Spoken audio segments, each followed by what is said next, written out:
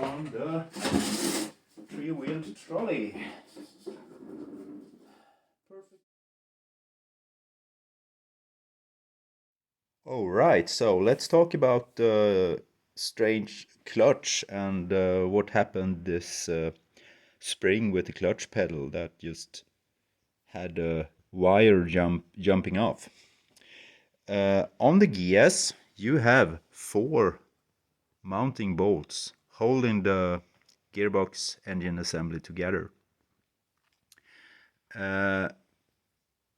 Since there is only 4 bolts, we need something to steer it or line it, and because of that we have these little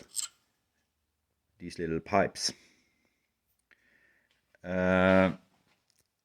They should be on the gearbox when you're putting the things together, but they used to follow the engine out. When you're taking the engine out from the gearbox, they sit here, and it looks perfectly alright, but that's not where they should be. This space underneath here for the pipe or the bushing or what we should call it is pretty shallow. But on the gearbox it's deeper, and when these are correctly assembled, they should only stick out like 3 millimeters or something. They're sitting pretty deep in the gearbox, and that's because otherwise, if they're sticking out too much, it's pretty annoying and impossible and just life ruining to get the engine back on the gearbox. And I experienced that over 30 years ago. First time I was doing a clutch change on one of my early Giases. Took me a whole night. I don't mean evening, I mean a night. I think I started up like 6 o'clock in the evening and I was ready around 5 o'clock in the next morning. Much of that time was trying to get the engine back on the gearbox. It didn't work. This is the cause.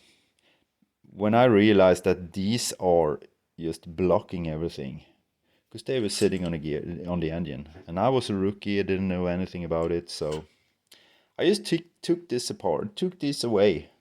These two, one sitting there, one sitting there. I just took these away and just throw them away. And suddenly everything just went on the gearbox easy.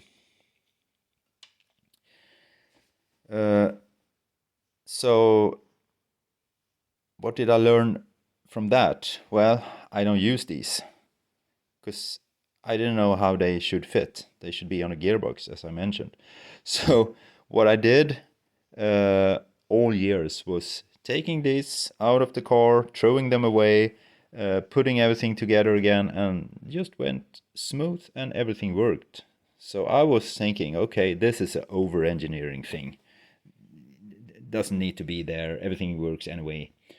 Well, maybe, but if you compare with the DS has M7 bolts, and they're pretty many.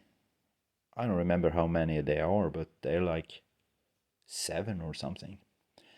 And all these tiny bolts sitting around there holding the gearbox engine assembly together are enough to make it a nice lining. But just only 4 of these, and pretty thick. You need something to steer it right. That was the first issue. I didn't know how these were supposed to fit, so I threw them away and everything worked. The other thing I did, and I still did it now, today. Well, not after today, but until today, was that when mounting the nut, these nuts, the upper bolts, they're pretty easy to access and you can get them in there. But the lower ones are pretty... they're quite annoying to get in place when you're laying under the car. So I used to only use the upper ones, and that worked. It worked fine. So me being lazy, using only the upper nuts, having these ones removed, everything worked. And I have never experienced any issue with the clutch or anything. And I think the GS is the car that I've been owning the most. So it always worked, and I don't know how many times I have been taking a GS engine out, putting together again, switching engines, swapping back and forward. I don't know how many GSs I have been owning during the years, but I lost counting around 30. So probably around 30. I don't know.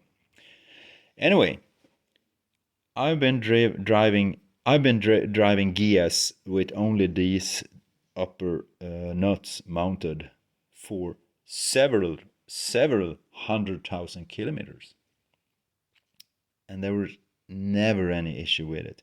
So when I had a new gearbox overhauled put on this engine this winter, I was thinking, this time we're gonna find out what's the meaning with these little tubes. And then I found out that they should not sit on the engine. So I hammered them in there. Everything were perfect, and it was pretty easy to get the engine on the gearbox. Much easier than I have never experienced before with these ones in place. But this time they were mounted correctly. So that went fine, and I was happy with that. And then I did as I used to. I only mounted the upper nuts, and that's why this whole clutch issue appeared, because when that one is the lower one is sitting there, and you don't tighten it with the nut, it's not gonna align. It's probably aligning okay until you press the clutch pedal. Then it moves outwards a little bit. That's probably why we have these damages on the plate. You see these? Wasn't there before, but I saw them when I took the engine out of the car. So it hasn't been aligning. So due to me doing this right, but not this right, we had the problem. The problem occurred. Interesting. So today I went under the blue car because the clutch was still very strange in its behavior, almost impossible to adjust properly. So I went under the car, and then I saw that this lower bolt didn't stick out that much as it used to. Of course, it didn't align, so it wasn't touching the engine. The gearbox wasn't touching the engine on the lower part. So I took the nuts, tightened them down, and suddenly I had a clutch that was easy to adjust, and everything worked. So one issue caused another issue. What do we learn about from this? Well, do everything as the manufacturer tells you to do from the manual.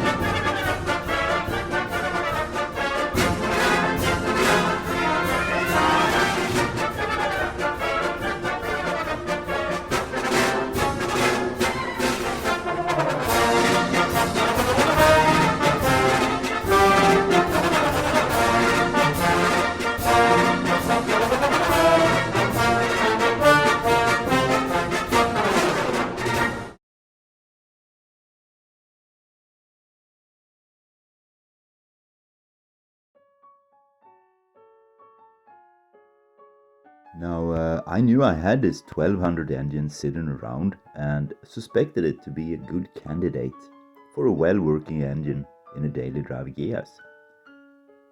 So I only needed a reason to dig it out from the storage, and honestly, why keep stuff just for the keeping? They were meant to be used and taken care of. So, let's see now how this turns out. It seems to be running okay despite the abuse we saw signs of when having it apart. But, well, that's a common thing with the gears, the neglecting and extinction. Let's put the rest together now. Put it in winter storage and then work with something completely different.